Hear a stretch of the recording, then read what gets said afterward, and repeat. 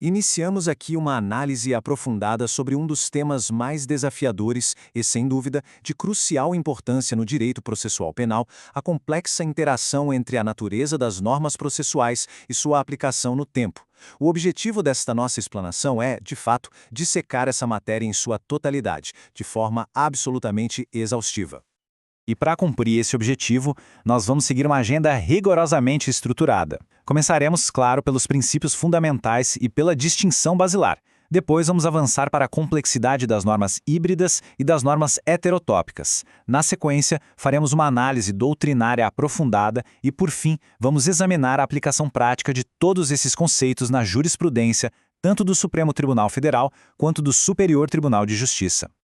Mergulhemos, portanto, na primeira seção. É aqui que vamos estabelecer os alicerces, as fundações que governam a aplicação temporal da lei penal. E esse é um ponto de partida simplesmente indispensável para toda a discussão que vai se seguir. Pois bem, o ponto de partida de tudo é a dicotomia fundamental. De um lado, nós temos o direito material, que é regido pelo princípio tempus delicti, ou seja, aplica-se a lei que estava vigente na época do fato. Isso, claro, com aquela ressalva constitucional imperativa do artigo 5º, inciso 40, a retroatividade da lei penal mais benéfica. Do outro lado, nós temos o direito processual penal, que é governado por um princípio diferente, o tempus regitactum. Este determina a aplicação imediata da nova lei aos atos processuais, sem efeito retroativo, conforme está expresso lá no artigo 2º do nosso Código de Processo Penal. Acontece que essa distinção, que parece tão clara no papel, na prática se revela insuficiente. E por quê? Porque a doutrina e a jurisprudência já reconhecem há muito tempo que a natureza das normas nem sempre é genuína, nem sempre é pura. É exatamente aqui que mora o cerne do problema e o início da nossa análise mais aprofundada sobre as normas de natureza não genuína ou mista. E com isso, adentramos agora na teoria das normas processuais materiais. Este é, de fato, o campo das chamadas normas híbridas. São elas que desafiam essa simples classificação binária entre o material e o processual, exigindo de nós, operadores do direito, uma análise muito mais sofisticada. E para a gente entender o que é complexo, vamos partir do que é simples.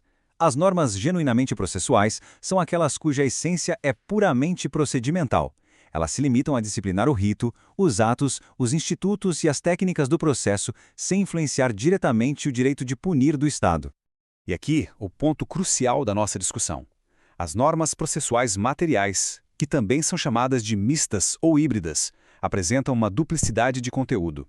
Ou seja, elas abrigam, na sua própria estrutura, naturezas diversas, uma de caráter penal e outra de caráter processual. Ao mesmo tempo em que disciplinam o processo, elas também tocam em institutos que são próprios do direito penal, como causas extintivas da punibilidade, afetando diretamente o ius puniendi do Estado ou o status libertatis do réu. E atenção, para essa classificação, a localização da norma, se está no Código Penal ou no Código de Processo Penal, é secundária. O que realmente prepondera é o seu conteúdo. O que este slide ilustra de forma muito interessante é a divergência doutrinária sobre o alcance desse conceito. Nós temos basicamente duas grandes correntes. A primeira é a corrente restritiva, que considera como mistas apenas as normas que dispõem sobre o conteúdo da pretensão punitiva em si. Pensem, por exemplo, naquelas relativas ao direito de queixa, representação, prescrição, decadência, perdão. Em contrapartida, a corrente ampliativa, como nos ensina Renato Brasileiro de Lima, adota uma visão bem mais abrangente. Ela inclui todas as normas que, de alguma forma, produzam reflexos no direito de liberdade do agente. Aí entram as condições de procedibilidade, meios de prova, prisão preventiva e até a fiança. Avançando para o próximo nível de detalhamento, nós vamos introduzir agora o conceito de normas heterotópicas. Pode parecer um detalhe técnico, mas é uma distinção fundamental para a correta aplicação da lei no tempo. A expressão heterotópica vem do grego e significa literalmente tópico diferente. O conceito, conforme nos ensina Avena, se refere a normas que, apesar de possuírem um conteúdo unívoco, ou seja, ele é material ou ele é processual, estão inseridas em diplomas de natureza diversa. O que acontece é uma espécie de superposição de conteúdos, onde a localização legislativa da norma não corresponde à sua verdadeira essência. Diante disso, uma questão se impõe para que a gente evite equívocos conceituais. Norma processual mista é sinônimo de norma processual heterotópica? A resposta é um categórico e sonoro não.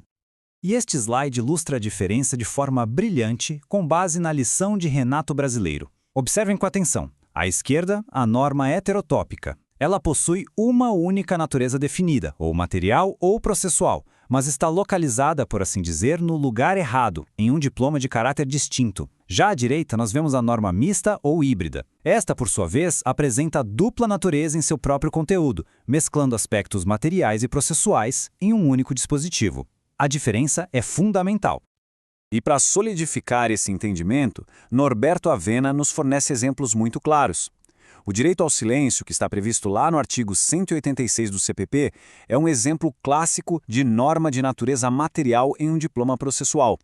Em sentido inverso, as regras de competência da Justiça Federal, dispostas no artigo 109 da Constituição, são normas de natureza evidentemente processual, embora estejam inseridas em um diploma que é, em sua essência, material. Muito bem. Com os conceitos fundamentais já estabelecidos, nós podemos passar agora a uma análise detalhada do posicionamento de juristas de referência que realmente aprofundaram o debate sobre essas classificações tão complexas. Edilson Mugenotti Bonfim parte da regra geral, o artigo 2º do CPP, a aplicação imediata da norma processual penal, sempre preservando os atos já findos ou em andamento. Ele aponta exceções, como a regra do artigo 3º da Lei de Introdução ao CPP sobre prazos recursais, mas, e aqui está o ponto crucial, Bonfim destaca a existência de uma forte corrente garantista que defende estender o princípio da lei mais benéfica também para as normas processuais que impactam diretamente o status libertatis do réu. Aury Lopes Jr., por sua vez, aprofunda essa visão garantista ao propor o que ele chama de uma filtragem constitucional do artigo 2º do CPP. Para ele, a irretroatividade da lei penal, mencionada no artigo 5º da Constituição, deve ser lida de forma sistêmica, abrangendo também a lei processual penal. E qual a consequência disso? Uma lei processual mais gravosa, que suprima ou relativize garantias, não poderia retroagir em prejuízo do réu. Em contrapartida, uma lei processual mais benéfica deveria sim retroagir. Nesse cenário, o princípio da imediatidade para Aury ficaria restrito apenas àquelas leis de conteúdo neutro, puramente procedimentais. Enquanto Aury Lopes Jr. propõe essa releitura constitucional mais ampla, Guilherme de Souza Nutti direciona o seu foco para uma categoria específica de normas que ele considera intrinsecamente materiais, aquelas ligadas à liberdade. Para Nutti, institutos como a prisão cautelar, justamente por se referirem de forma direta à liberdade do indivíduo, transcendem um mero procedimento. Elas devem ser tratadas como normas processuais penais materiais e, portanto, não podem ser dissociadas do contexto do direito material. Pacelli e Fischer, por sua vez, enfrentam um problema prático bastante complexo. O que fazer com a lei que tem efeitos mistos, parte benéfica e parte maléfica? Eles rechaçam veementemente a criação de uma terceira lei, uma lex tertia, que seria a combinação das partes benéficas de leis diferentes. A solução que eles propõem é a primazia do aspecto penal mais favorável, mesmo que isso implique aplicar uma regra processual que seja menos benéfica. O exemplo clássico é a alteração do artigo 366 do CPP, que suspendeu o processo, o que é processual e benéfico, mas também suspendeu a prescrição, o que é material e gravoso. Não se poderia, segundo eles, cindir a norma para aplicar apenas o benefício. Bom, depois de examinar a doutrina, vamos voltar nossa atenção para a jurisprudência. E vamos começar com uma análise meticulosa dos precedentes do Supremo Tribunal Federal para observar como a nossa Corte Suprema concretiza a aplicação de todos esses princípios. E vamos começar com um caso paradigmático sobre normas híbridas. No habeas corpus 190.855, o STF classificou o Acordo de Não Persecução Penal, o ANPP, como uma norma de natureza mista ou híbrida. Por conter um aspecto material benéfico, a Corte determinou sua retroatividade a fatos anteriores à Lei 13.964 de 2019. No entanto, e este é o ponto-chave, o STF estabeleceu um marco temporal processual intransponível para essa retroatividade: o recebimento da denúncia. O STF também é bastante firme na aplicação da lei a crimes permanentes e na validação dos atos processuais. Na ação penal 863, de 23 de maio de 2017, a Corte definiu que a lei de lavagem de dinheiro, por ser um crime permanente, se aplica aos atos praticados sob sua vigência, mesmo que o crime antecedente seja anterior. E na ação penal 914, em uma clara aplicação do Tempus Regit Action, afirmou que a mudança superveniente de competência não tem o condão de invalidar os atos que foram praticados pelo juízo que era, à época, competente. A consistência do STF na aplicação do tempus regit actum a normas que são puramente procedimentais é notável. No RHC 120.468, por exemplo, a Corte afastou a necessidade de se renovar o interrogatório que foi realizado antes da Lei 11.719 de 2008, aquela que o tornou o último ato da instrução. Da mesmíssima forma, no RHC 115.563, decidiu que as alterações no procedimento do júri trazidas pela Lei 11.689 de 2008 têm aplicação imediata, mas sempre com a ressalva de se preservar a validade dos atos que já foram praticados sobre a lei anterior. E essa linha de raciocínio se estende a outras áreas. Vejam o agravo de instrumento 853.545. O tribunal foi explícito ao dizer que a Lei 12.322 de 2010, que alterou a sistemática do agravo, não pode ser aplicada retroativamente. E no HC 113.625, reafirmou que o procedimento especial da Lei de Drogas, a 11.343 de 2006, prevalece sobre a regra geral do CPP, aplicando-se tanto o tempus regit actum quanto o princípio da especialidade. E concluímos a análise do STF com 2 julgados que, de fato, sintetizam a questão. No HC 104.075, assentou-se que o princípio da identidade física do juiz, por ser norma processual, não retroage. Mas o julgado mais fundamental, talvez, seja a ADI 1719, de 18 de junho de 2007. Nela, a Corte deu interpretação conforme ao artigo 90 da Lei 9.099 de 95, estabelecendo com força vinculante a distinção. As normas processuais da lei não retroagem, mas as suas normas de direito penal material mais benéficas, essas sim, devem retroagir. Agora passemos à análise da jurisprudência do Superior Tribunal de Justiça, para examinar como o chamado Tribunal da Cidadania tem se posicionado sobre estas mesmas e exatas questões.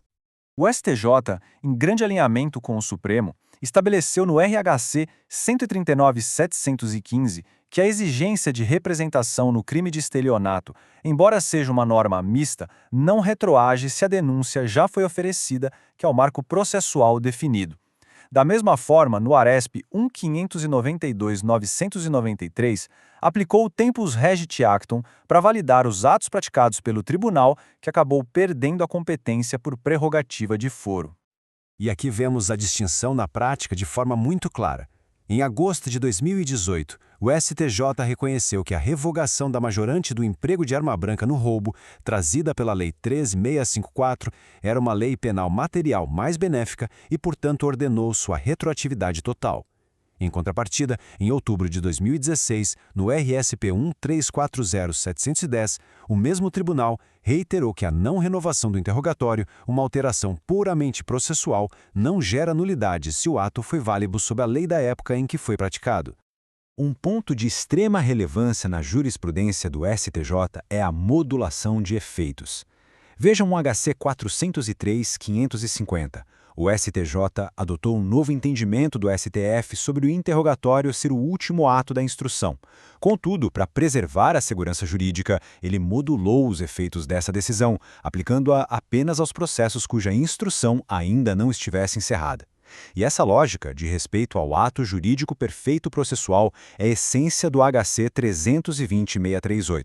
A lei nova se aplica imediatamente, mas devem ser respeitados os atos que já foram constituídos e validados sobre a lei anterior. E para finalizar, 2 julgados do STJ que encapsulam perfeitamente toda a nossa discussão. Lá em 1999, no RESP 166.562, a suspensão condicional do processo foi classificada como norma de direito penal substantivo, devendo retroagir. Anos depois, em 2011, no HC 124.782, o tribunal realizou a precisa dissecação do artigo 366 do CPP, identificando como a norma híbrida por excelência. A suspensão do processo é processual e se aplica de imediato, mas a suspensão da prescrição é material e, por ser prejudicial ao réu, não pode retroagir. Este conteúdo é uma produção exclusiva do canal youtube.com/jusgabarito.